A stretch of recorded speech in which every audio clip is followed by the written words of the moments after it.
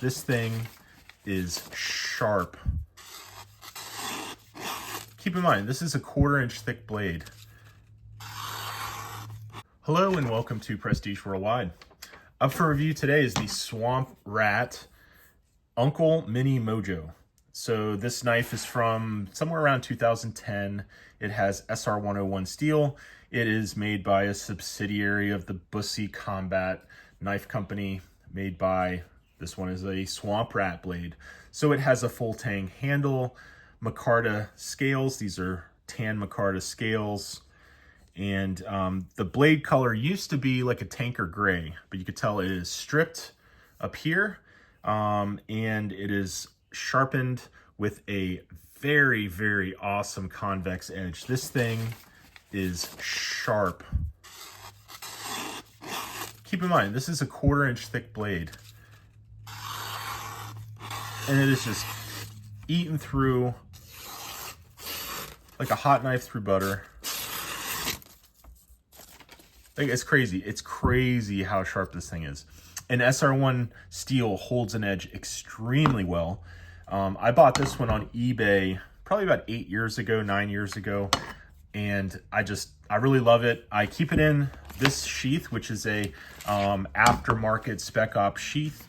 I've since added a Leatherman Signal. I bought this from a pawn shop for 60 bucks. I know, amazing deal. I love this Signal. I like it for a couple of reasons. It looks cool. Desert tan on black is awesome. I tell you what, we'll get to this here in a second. Let me finish up with the Uncle Mini Mojo. So this has a recurved blade, and let's see what the thickness is. 1/4 inch, 0.24-ish. So about a 1/4 inch thick steel. You can see there are some sort of inclusions here where it was coated, so it's not perfect. And of course, this will rust if I bring it out too much into the wilderness. So this has basically just been a nice collector's knife, but I know that you could take this thing out into the wilderness and it's going to do everything you need it to do, and then some. All right, so it's got lanyard hole. Let's see, what else do we have here? So the choil is really awesome. So the handle thickness, so it has a palm swell here in the handle. So you can see how it goes like thinner, thicker, thinner, thicker. So that kind of contours with your palm. So really, really comfortable grip, really good choil. You know, Swamp Rat and Bussy, they know how to make some choils. You know, you've got your standard grip choil here that essentially keeps your hand from sliding up onto the blade. Your hand is never going to get anywhere near this blade during normal use. It's just extremely secure. And then when you're doing finer tasks, you could choke up here to the choil and get in there to do some finer tasks that a larger knife generally cannot do. So when this came out, it had a another sort of a companion blade that was called the Mini Mojo, and that had like a little blade catch here, like sort of like a little curved piece here. I'll show a picture on the screen right now just so you guys know what I'm talking about. And I'm assuming the purpose of having that blade catch is for like sword fighting or something, so that way, like on guard, touche, like, you know, like someone else, their blade comes up there, it gets caught. I guess. I don't know. I know, like, if you have a folding knife, you may have an Emerson sort of blade catch to where you pull it out of your pocket and it opens because it catches on the side of your pocket. For a fixed blade, I'm not sure why else you would have a blade catch. So anyways, I'm glad I have the version without the blade catch. It was really cool blade. Really glad I got it. I think I only spent like 200 bucks or 225 bucks on this thing. And the sharpening alone, I mean, imagine how much time it took. This is just perfect. This is a craftsman that sharpened this thing. This person knew what they were doing, and it's hard to find an edge like this on an SR101 blade. I mean, you gotta work on this type of edge. You gotta have incredible equipment and skill, especially because it's recurved. So I'm glad it's mine. Really am. Really glad it's mine. Okay, so then I keep the Leatherman Signal in the sheath with it. I got this a few years back, as I said, from a pawn shop.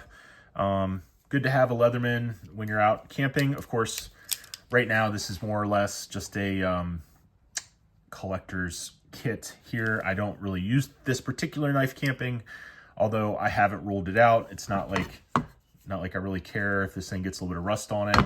Would actually be kind of fun. I have plenty of knives. I don't really need to have another set, but like this thing's just awesome, super awesome. I do like the Signal because it has a blade sharpener here. So this is like a blade sharpener, really cool. What else? This has a fire steel, a ferrocerium rod here. This detaches. Let's see. You flick that.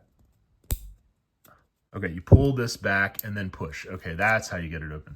So then you've got your ferro rod and it's detached, so you could actually use the Leatherman knife to strike the ferro rod. Of course, you dull your blade a little bit. You could probably use the back side of the blade, although it's rounded a little bit. It's not going to be the best.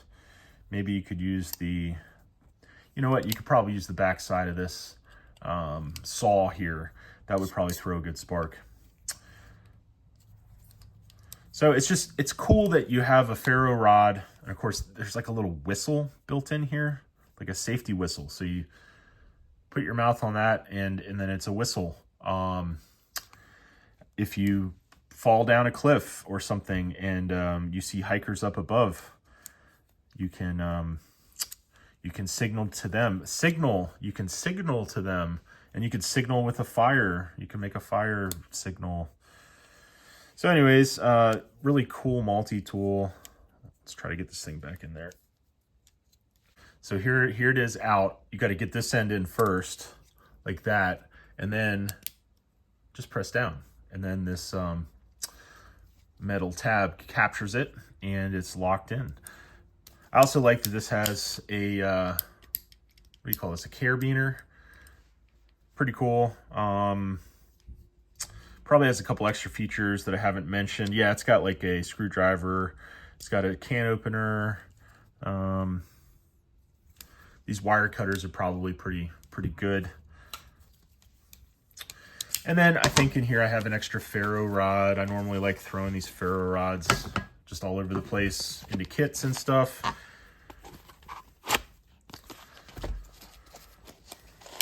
And then this is an unbranded Spec Op sheath, so probably not the highest quality, but it's got your Molly compatible system. It does have the plastic liner here. The knife fits very well. As you can see, the length of the knife is about as long as the sheath. So this thing goes in there. It's not really wasting any space down at the bottom. And yeah, just a really cool little setup here. It's almost like a survival kit in a sheath. I know I just did a video on that. This one could be called part 2. I don't think I'm going to call it that. But it's essentially similar to the other one. This one's even a little bit better because you get a sharper blade and you get a full tang handle. So this one is going to be even more robust than the other knife that was in the other sheath. So feel free to scroll down and check out the video called Survival Kit in a Sheath recently, and watch that one, and then watch another one of my videos, and then just spend all afternoon watching my videos. It'll be fun, and you'll get to learn a lot of cool stuff, or not, or just go do something else. Go outside, enjoy your day. You know, why sit around and watch YouTube all the time? Anyways. Okay, well, thanks for watching my video, and I will see you guys on the next one. Bye-bye.